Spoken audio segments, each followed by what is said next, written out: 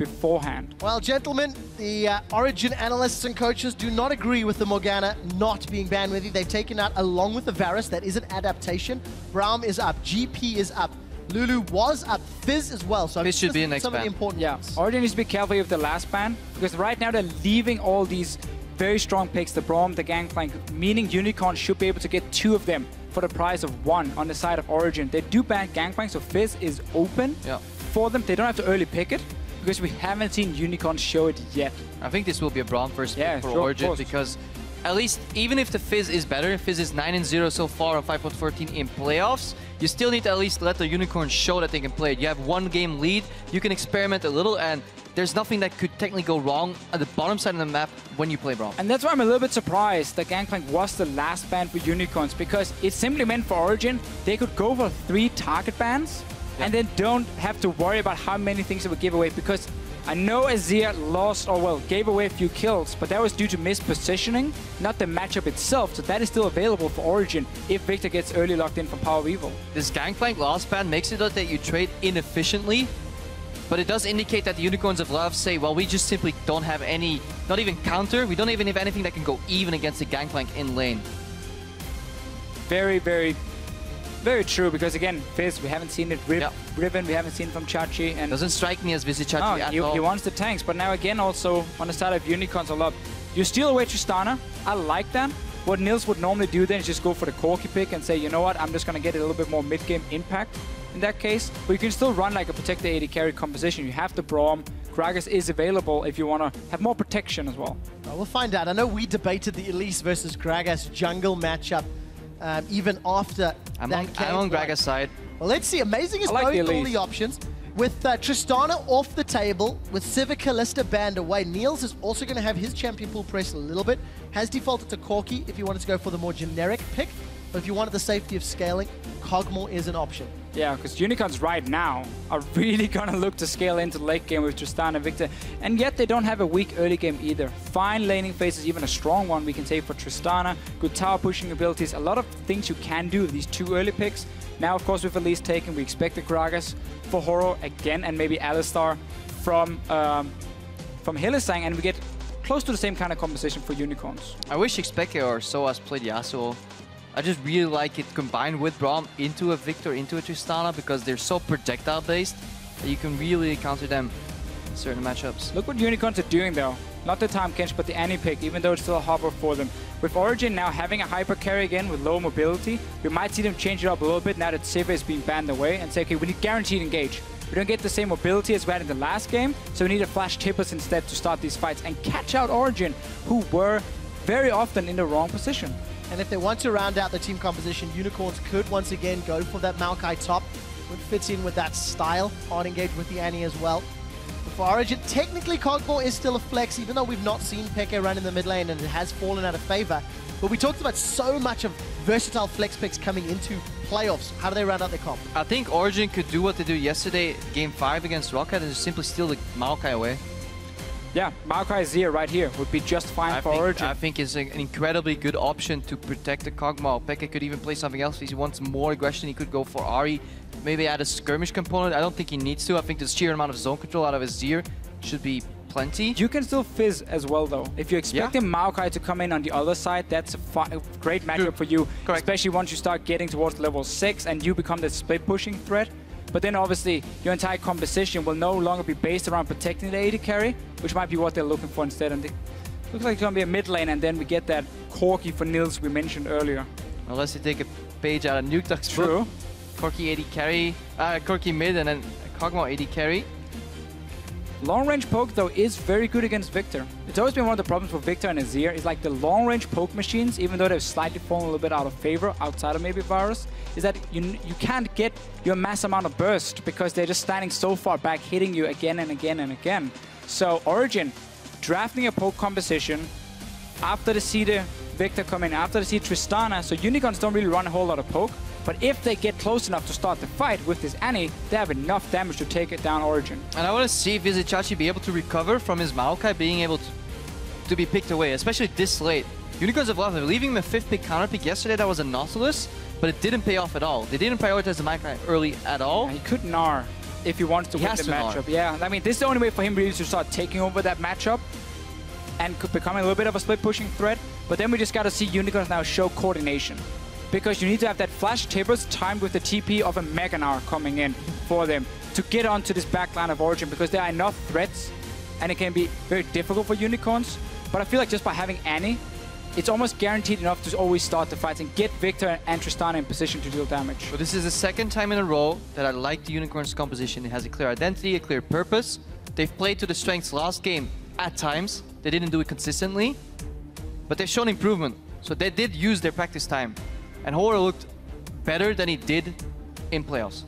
And I also like some of the growth from Origen as well. 2 Maokai games, first time all summer for Soaz, both times denying it from respective opponents to help his own team's picks and bans. I want to see Pekka on this Kog'Maw. He got punished for poor positioning in game 1. Yeah. It's going to be even more painful on a Kog'Maw in game 2. I'm honestly not a fan of their comp. I think it's way too magic damage heavy. And I think once you've already seen the Annie Gragas, there's enough tools to start fights reliably from the side of Unicorns on left that running a poke comp is very risky.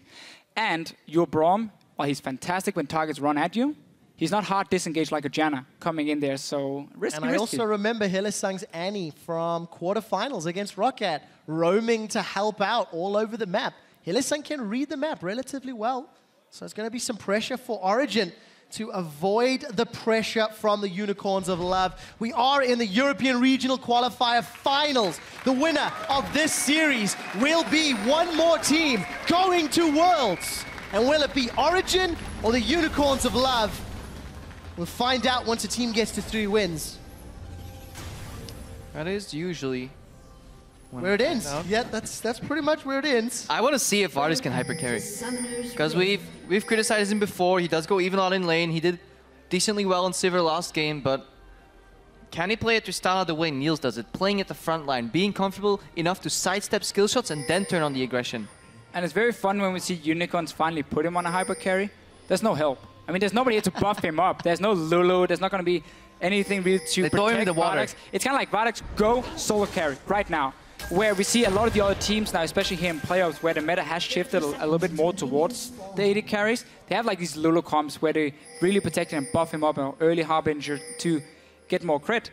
Not sure Vardags is going to get the same help. Yeah, he doesn't really get the support treatment. His support is literally flashing away from him to land a Tibbers. Yeah. Top lane is supporting behind the enemy team. Body slam flash forward. PowerOfEvil is not even looking at him. So he does get the freedom. That offensive zone does get him the freedom to position aggressively. But if he gets hit by one skill shot, which Origen have plenty of, because we say this poke comp, what I like about Braum, and now people are getting tired, Krepo, you really like Braum, is that his Q, if you connect it, it just facilitates the next poke. You know, Cocoon is easy to land on a 40% slow target. Corki Rock is easy to land. Kog'Maw can land additional pokes. So one guy gets hit, he's going to get blown up.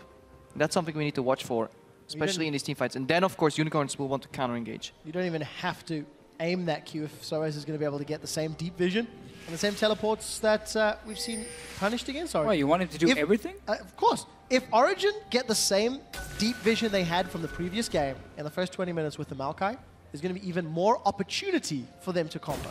So, both the dual lanes going towards the top side of the map. Double range on the side of Unicorns, and of course Hylissang looking to be very aggressive early on in the lane, and Mithy will return. So, slight push advantage, I was about to say, and then it gets even out instantly by Mithy. Yeah, push is definitely on the side of the double range, though, so this matchup should play out. What they call AFK push. However, you can't really deny too much as Tristana. Once you skill E, these minions get blown up, so this lane will go on in pretty predictable fashion unless some really hard level 2 all-in engage comes out, but I doubt it. And we do see their standard start for both top laners. You take the camp, get the level 2. Soaz was very fast and already shoving in the wave to Vizicsacsi. So once again, Origen at least has 2 of the lanes pushing. Mid lane right now is in favor of PowerOfEvil in terms of the early push at least. And let's keep an eye on the junglers interaction. Amazing on this Elise versus Horror and Gragas. If the game goes late, we already know that tankiness and the utility Gragas brings is going to be infinitely more valuable than the single target Cocoon. But Amazing did show in the previous game he helped out a little. Not a massive amount, but he was where Origen needed him to be, and they got an advantage for Niels' lane. Yeah, and this is the thing about Elise, compared to, let's say, another early game jungler like Nidalee, who really needs to get going to have a massive impact. Nidalee will never go for Locket rarely we're going to see sidestone. Elise can't do that. She will become a bit of a utility bot in the late game and at least add some value. Early Rift Gauntlet from both people. No surprise here, each taking over one side of the map again. I've been looking at the way Origen have been controlling their waves, so they let top lane push easily. Peke pushed in early, then bounces back, so they deny Horror potential gank. Soaz is doing the same thing, push it in, letting it bounce back, and an amazing path to the bottom lane. It's almost impossible for Gragas to dive top. Peke can play safe enough, so Origen should have their bases covered on multiple lanes, unless they let or allow Horror to sneak in a brush somewhere in lane. So overall, they're playing pretty safe. And it's not going to be a problem for Niels to sit and last it on the tower as a Corki. Also with Braum and the Relic Shield stack. So Horror right now, once again, putting his focus on the top side, but that lane is going to slowly but surely push towards Origen again and again and again. Oh, now? Tristana can't freeze. Yeah, they're trying, but then you see the minions die to the explosion and you cry. Something you can do is literally give CS to your support to avoid an AoE explosion, stack 2 or 3 creeps to let the lane stack up very big, and then share the creeps just to control the lane and abuse and deny CS that way. But that's something we very rarely see at the highest level. Taking a look at those stats really quickly. 7 games of Mithy's played on Braum. Amazing his bottom lane. I will finish the story in a moment though, as the hop over the spider. Chachi's going to get away for the time being. 1 or 2 more hits. The cocoon connects. First blood to Soaz. Well executed. It looked pretty, flashing to get in the hop and then bounce forward, but then you run out of gap closers, and then it is very easy target practice for Amazing. Connects the cocoon, eventually gets cleaned up. And this really is the concern now, because you have that pushing top lane, so your jungler is securing vision for them, and he's like trying to stay around the lane in case something happens. But then that bottom lane wants to start pushing out from the ranged champion, the Gnar. Well, Maokai is so good at just setting up this easy gank, and Elise coming in, easy first blood for Origen. And I feel this is Origen working together as the same unit. They push and control the waves on every single lane correctly. Top lane gets pushed, mid lane allows themselves to get pushed, bot lane bounces the wave so the jungler can come in for a gank. This is where Origen shows they understand where can we sacrifice a little bit in the early game, or where should we then be aware of a potential dive, which is not going to happen so early on. I mean, we're only 5 minutes in, so they knew, play safe top lane, don't risk anything, because the jungler could be there, and then make sure we can make a play on the bottom side. Well, a big chunk of damage onto Vardags. Is returned onto Niels, though. We did see Mithy trying to zone away Hylissang. Just very quickly, 7 games for Mithy on Braum. He's 6-1. The only game he lost was to Gambit in week 8. Mithy's 2-0 against Fnatic when playing Braum. It's just that champion that was first picked this series and continues to grow. And we can hear John cheer.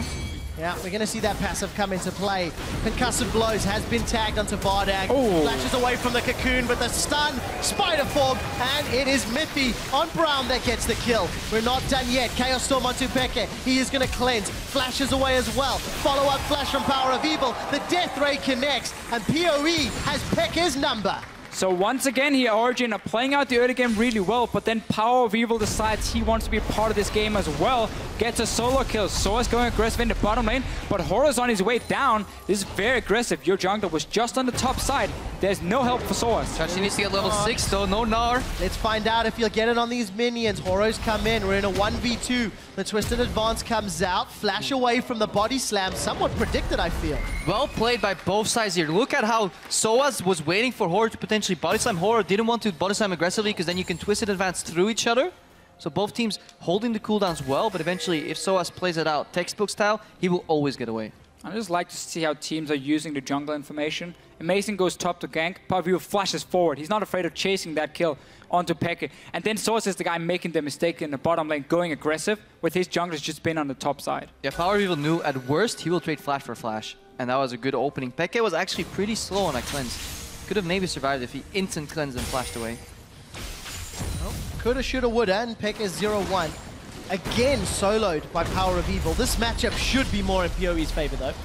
And we do see a lane swap as Soaz is headed top. And so many times this season, we've seen PowerOfEvil play mid and build a tier first. Not amazing. Usually you do this with Mithy. Flash over Cocoon. Gets past. Repel comes up for a few seconds, but Amazing's going to get run down, I feel. There's a stand behind me. That's a decent Unbreakable. Will block some of the damage. Enough for Niels to get in place, and they save Amazing's life. That was a mistake from Hylissang. If you want to catch Elise, you use your Q, because if she repels, your Q will not land, therefore you will preserve your stun stack. If you W AoE and you will lose your stun stack. Therefore when she lands, you can no longer catch up, you can no longer stun. Amazing could have died there. And also him just invading in on his own. Mithy Yeah, that's greedy. Mithy had gone to the top side or a bit further up the river, I guess we can say, to put a ward himself. Gets caught up, but Unicorns gets nothing this time around. Only PowerOfEvil who's been able to get that early kill. The other lanes are behind from the Unicorns on Love, and now it's their turn to place a deep ward, the pink ward. Horo, he spotted the other one after what, like 10 minutes? Previous one is around 16 minutes in fact. Oh, even better. In game 1, it's placed at 7 minutes, killed at 23 something if memory serves, but we'll find out how much value Unicorns can get from that red buff ward. It's like a mini game within itself. Just take a look at the lane, by the way. Every time I see the top, I see Vardags jumping away from Soaz. And look at the swap here Unicorns have made. This is not smart. They're leaving Vardags on his own top side.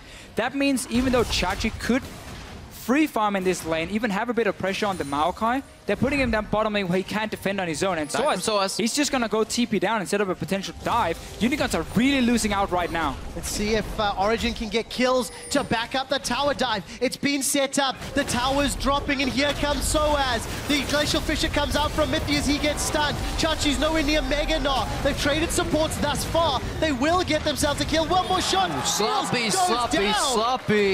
From the Unicorns, or from Origen rather. Good turnaround there. Hylissang realizing he's going down, so he gets a good Tibbers. That could have been executed way better by Origen. And I don't even think Origen had to make the play. They were getting a free tower in the bottom lane. It's a Gnar and you're defending. They can't do anything against Corki Braum at this point. And yet you go for the aggressive play, giving up loads of farm top from the Maokai. That would have just been a free tower of Origen, but then again, I'm the old school kind of guy. I don't want to take the risk if it's not necessary. Looking at Vardags, the poor Vardags, not only does his team not build any support around him, then they leave him 1v1 against the fed Maokai. It's like, yo, this guy's fed. We don't want to deal with him. Vardags, you're the hyper carry. Start carrying. It's a little early for that, but luckily for him, Soaz goes to the bottom and OG botch up that dive. But again, that was a play where Origen could have gotten ahead. And they're making these tiny mistakes we're not used to seeing from them. But again, just the whole setup was really weird from the Unicorns of Love. Why would you have that level 6 Tristana in the one-on-one lane where your Gnar was already doing fine? You shouldn't allow Origen just to dictate how the lane phase should look, because that was a free bot lane tower for them, no matter what. Well, Niels and Amazing, they want to get themselves another tower. Cocoon doesn't connect with Vardags. There is a teleport available for Chachi, and it is going to get channeled. We did see Vardags use the Buster Shot to push Niels away, and they used the TP to save a tower only. It's okay just taking the tower. You don't have to dive. Niels? Trying to send a message. I think we need... Give me a few more hits on that tower instead. We need a support AD carry, like support group, intervention. Hey guys, it is okay to just take the tower. Take down 3 out of turrets, gets the goal from that. As the play-by-play in the group, I like the tower dives, so... just to, you know, throw in a countering opinion. And talking about some countering opinions, I think this is the team composition from Origen that deserves a locket from Unicorns of Love with all of those magic damage. Good call, effects. Trevor. Great call. And I know Krepo, you know, I feel strongly about that. We discovered this yesterday. We'll revisit it later in the series as Mithy going to take some trades from Chachi. Let's see. Do Origen commit for another dive, or do they accept the tower only? Koro is sitting back here. He's ready, and he's even showing himself. So this time around, Origen had no choice other than just to hit the tower and then back away. Origen's composition excels at sieging. However, they have to be careful for potential flash tippers and flanks from Vizicsacsi. They have to respect Hylissang, because especially when PowerOfEvil is around, luckily he's stuck in the mid lane. So I like when Origen groups and throws out these Braum Qs, cocoons, rockets, because they can slowly whittle them down. For picks. Same way PowerOfEvil is going down. Soaz back. So why did Soaz back off? Don't know. Deficio? I mean, maybe Origen realized they've been a little bit too aggressive lately, and they're like, okay, guys, sit back. 3 kills, who wants them? Just take a little bit easy. Despite the over-aggression, Origen still have a 2,000 gold lead. Right, again, the combo here from Origen. The thing is, yes, it's very magic damage heavy, but they're not looking to go full late game with this kind of composition. When you play these poke comps, if you can execute them properly and ward your flanks, so as you can fight all you want, I'm not going to stop talking, because when you have these poke comps, if you get ahead and if you play the map correctly, they can be so effective. They can be almost impossible to play against. So it's up to Unicorns of Love to show us coordination in the engage to stop this poke coming from Origen. They're going to get Loot and Zeko on xPeke very soon, and then it's really going to start hurting when Origen groups up. And as long as they ward the flanks, it's all on Hylissang and then Chachi with the Mega Gnar. And I think we're being, you know, yes, we are being very critical of the mistakes that we're seeing, but we still also have to call out the obvious. 2 towers, an extra kill, you know, 3,000 gold lead. These are all the things Origen have already. Frozen Heart completed, Trinity Force completed, and they've got a poke comp. You have to be ahead with a poke comp in order to make it work. If you can get engaged upon and lose, that's it, you're done.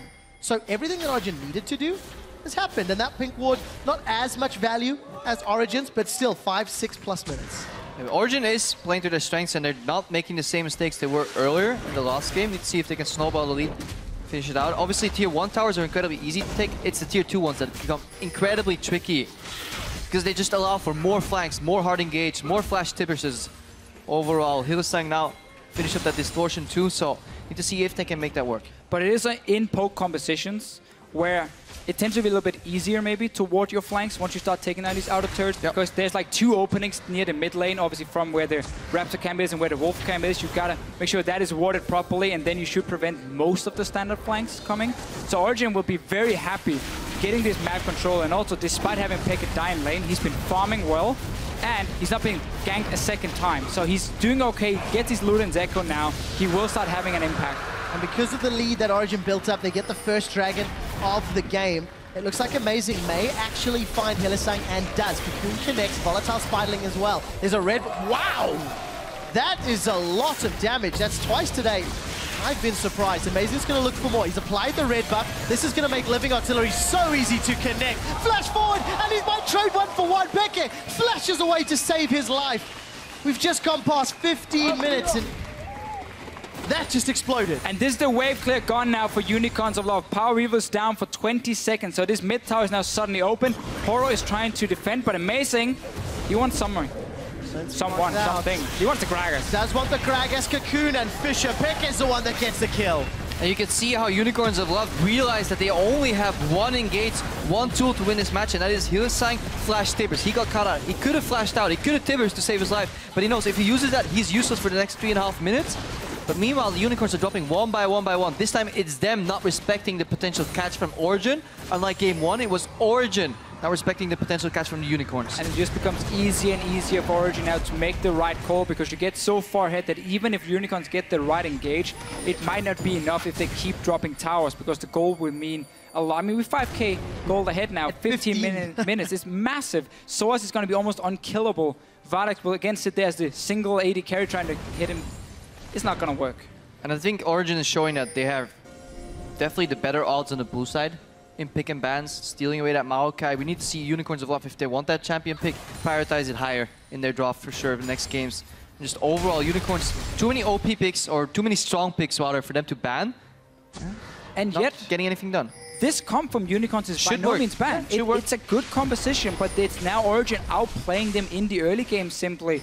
This time around here, Amazing has an impact, and everyone else on Origen's side have been playing out the laning phase really well, except for that one mistake Peke made. That's about it. And now he has a massive impact in the game. He's been getting the kills. Yeah, I really like the fact Amazing and Elise this time around finding significantly more ganks, and then using it to push down more objectives. We're looking at an inner turret. This is what we said was the hardest. A flash twisted advance. Vardags will go down. It will be Amazing. That's now 2-0-4, involved in 6 out of 8 kills. Chachi's even zoned away from the tower. They get a kill and an inner turret. And just look at the minimap here. There's a ward spotting 3 guys from Unicorns coming down from the bottom side. Up top, that ward's as well to spot the flanks. There's no way for Unicorns to really engage, because they're just taking the bot lane tower, and just an easy move for Origen. Origen are identifying the right objectives, but honestly, the Unicorns are making it easy. They were 3-man sieging a tier 1 tower in the bot while their tier 2 was under siege. Vardags solo has to defend that. Of course he's going to die. Otherwise the tower dies even quicker. Then Origen rotated to the top lane. That tower is going down now, and the gold lead is approaching 7k. The tower's gonna drop. The Fisher comes out. That will connect the Mega Gnar Chachi. Tower number 5 is down. Peke firing out those living artilleries, finding target after target, and you know, a good turnaround for Origen at 17 minutes in the previous game. It was looking a little scary, and now they've got a massive advantage. This is what we've been saying in different series too. It doesn't matter if you pick full on meta if you can't play it. Sometimes it is better to stray and pick unique champions. I think Unicorns of Love over the course of the season went too far in that direction. They went 2 niche champions instead of just playing meta, but right now they picked a composition that should work, but they didn't play around their carries. They left Vardags on an island, they swapped away Hylissang to the bottom really weird, to defend the Gnar. Chachi doesn't have the same impact, even though he has the winning matchup over Soaz. Before that swap, Unicorns had an okay time in the laning phase at least, and then suddenly it just went horribly wrong, because now Origen had winning lanes all across the board. one thing we see from Origen is how they set up Amazing in the early game, though, or how he sets up his own ganks together with the team, because it's so easy for him to pick the right lane with how they're controlling these mini-waves, saying, okay, we don't mind getting pushed up top if it means down bottom lane we get control of Amazing, and they really make sure they can use him so effectively. Horo doesn't have the same, it seems like the same synergy, or at least the same early game strategy, together with the Unicorns of Love, so it's harder for him to have an impact. Look at Origen, they're yielding pressure in the top side of the map, but they're pushing mid, they're pushing bot. This is only the second tower they've lost in this entire game. They have 5 already, they're knocking at inhibitor towers already, so Unicorns are just so many steps behind. Whenever they take an objectives, or one objective, Origen will take 2 in return. That's exactly what Origen look to do. They've got an inner turret down bottom, a lot of deep vision in Unicorn's jungle. And you know, we touched on the different jungle impact, and Horo has spent a lot of time trying to focus the mid lane of Peke. We'll get to that in a second as Hylissang has flashed in, put Tibbers down. Soaz, Vengeful Maelstrom is up, damage will be peeled. The Wallop does not connect, and he manages to get away from a 2v1. This means Origen can continue the pressure down bottom. Vardags is in trouble. Can he dodge the skill shot? We will find out. Buster shot comes out, flash forward from Amazing, and the big one from Niels sends the hyper carry home. Yeah, that Maokai is really not the one you're looking to target if you are the Unicorns of Love with your flash tippers. Instead, Origen looking for even more potentially. Peke at least looking to see if he can land some damage on PowerOfEvil, but he backs away. So Origen once again, they get the tower, they get kills, get map control, and they can be so happy with how they're playing out this game. 36,000 gold to 28,500 gold. You can see the win-loss records with a lead or deficit in 20 minutes. And for Unicorns of Love, they've had a fair few deficits at 20 minutes, unfortunately. Especially when they were playing some of those more scaling comps earlier in the split. But I want to go back to the pregame, the first 15 minutes, and just touch on Peke as well. A player who's now looking more comfortable after being ganked, after giving up a kill. He's actually 2-8-4 before 15 minutes across the last 7 games. 8 deaths across 7 games. Whether being ganked, whether poor positioning, different circumstances, but it's something that is being critiqued a lot when you look at Origen. It does seem to be one of the weak links for Origen overall, that teams can consistently play that strategy and have it pay off. This time, however, Peke did the right thing. He pushed the lane, level 1 and 2, made it bounce level 3, got it back. He had the support on one side from Amazing. Once he was in the clear, they said, okay, you're safe. Amazing routed to the bottom side of the map where Soaz ending and bounced the wave. So wave control is what got Origen this lead, and their composition is what allows them to snowball the lead in the mid game, leaving Unicorns of Love no chance to come back. And again, it's a little bit like Vardags on Unicorns of Love in many ways, because Origen does not help Peke either in the mid lane. This game he died one-on-one, so that was his mistake. But if we look at against Rocket, there was a lot of ganks coming in to help Nukdog. They're making sure he can farm on his own, and then again they play the side lanes so effectively, using Soaz, using Niels, and then the pressure of Amazing and Mithy. And we don't often see Peke really have much of an impact before we start hitting team fights. And that's what Origen as a team needs him to do. So as long as he plays safe, he's basically doing his job in the early game. It's a testament to the team identity, is it not? Origen is a team that doesn't play mid, as you just described. And PowerOfEvil, for the Unicorns, is a team that he needs to carry. And when PowerOfEvil's unable to, it becomes a bit more difficult. But it's even harder for PoE, because he doesn't have Soaz and Niels in the side lanes, or he doesn't have the map play that we saw from Origen, and we've seen through Origen multiple times. Now again, Unicorns of Love with their composition, relatively meta, unexpected. They have a clear goal. Usually they want to 4-1, keep the Maokai in check with the Vizicsacsi split push. That's why he's building these very 1v1 oriented items, but he's too far behind to make that work, so that's out of the equation. They need to find a flash Tibbers, teleport from behind, Mega Gnar, 4-man. That's like the only way they can win. But Origen have shown in the series already they're so good at gathering information and not allowing that to happen. And with Horo not getting any gold really, again, his locket is going to be way too delayed, so the 3 magic penetration boots we see on the side of Origen will have so much value for them.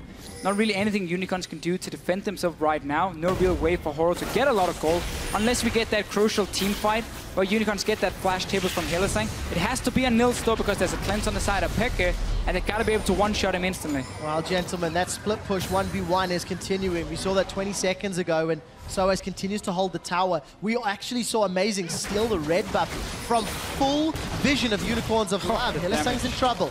Living Artillery, first one connects, but nothing more. Yeah, and look at how Vizicsacsi is manhandling Soaz, even though Soaz is 2-0-2 into a 0-2-2. Gnar, this is the way this matchup is meant to play out. If the early game goes even, this could be snowball effect. Now, Horo is forced to face check into the jungle, and they'll keep having to do this. Unless they get 5 scrying orbs, they will have to keep walking in one by one. And if they don't, then Origen can simply start Baron in the dark. And you cannot give up this Baron here. It's too good on a poke composition. They're doing everything to keep Hylissang away, and that includes killing him. Soaz joins in, Peke has the range, they take the Baron, and now it becomes nearly impossible to do anything when you can't wave play with your Viktor. You buff up these minions. Pokecoms, they want the Baron, they're not great at taking it, but if they play it like this from Origen with that control, it's very, very simple and well played from Origen here. Yeah, Pokecoms just value so much from Baron, and they just suck against Baron. They really need those Baron creeps, because when everybody's standing still, trying to clear the creeps, it becomes even easier for you to land your poke. You have so much more time. Now we see Niels going against Vizicsacsi. He can take his sweet time because Soaz, top right of your screen, is flanking. This should be a dead Gnar. It's going to be. It's just a matter of time. Concussive Blows comes out as well. That's going to give the stun. X-Drinker comes out. Chachi even uses the Mega Gnar, but doesn't find a stun. Origen at 24 minutes continue to accelerate their lead. Looking to finish this one convincingly. You know, from what I've seen from Origen's Baron calls, yesterday against Rocket and now today against UOL, it feels like they've studied Fnatic's earlier Baron calls a little bit more, because they've had relatively low-risk Baron plays when they have had advantages or map play that has allowed them to do it, as Origen looks to secure another turret on the map. Yeah, Chachi's dead still. He's gonna respawn now, but he's in mini now. He has no ulti even if he goes Mega and engage from Soaz. Soaz jumps all the way into Hylissang, the primary initiator for the Unicorns of Love. The base is broken in middle and bottom lane. Inhibitors are being rushed down by Origen. There is nothing Unicorns can do. There are too many threats on too many fronts, and Origen say they want to finish this one now. Supers are spawning in 2 lanes. They're just going to let the Baron empowered minions get to the Nexus. Still a third of the timer on that buff, by the way. And then they can look to finish in the next wave or 2. Origen have so much magic damage. They have a composition that cannot fall behind. So yes, it was very risky.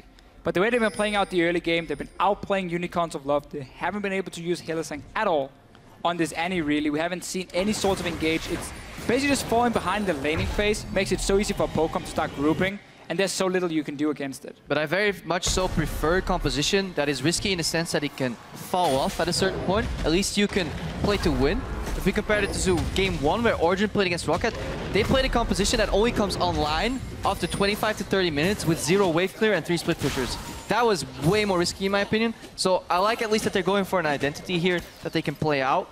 And they did it beautifully. And props to Amazing, honestly, for orchestrating this early game, being in the right place at the right time, snowballing to correct lanes, and then the remaining Origen members being careful. And now, yeah, all what's left is... This needs to work. This has to work for Unicorns of Love. Denied. Been scouted. Hylissang's in trouble. He manages to stun Niels, but that is all that will happen. Peke is spitting everything he's got. He's chugging the living artilleries. PowerOfEvil has cleansed away. Still has flash. Here comes Soaz in the middle. Mega Gnar's going to be hopping away defensively as Buster Shot boots Soaz back to the goals. Unicorns have lost their support. Hylissang, Chachi gets away with a sliver of health. And Origen, they've got a banner-empowered cannon minion behind them. That's now melee range. Takes down another turret, another inhibitor. And that's an engage on PowerOfEvil. You can't get away from Origen. 13-3 at 27.5 minutes. Origen initiate the final push. Origen are looking to go 2-0 in this best of 5, and only a few towers remain. Hylissang's down. Chachi may follow shortly. Let's see what Origen prioritize. Soaz has caught him. Look at those living artilleries. You need the kills, you need the stats. It's an ace for Origen. It's 2-0 in the regional qualifiers, and Origen are 1 Nexus away from the World Championships.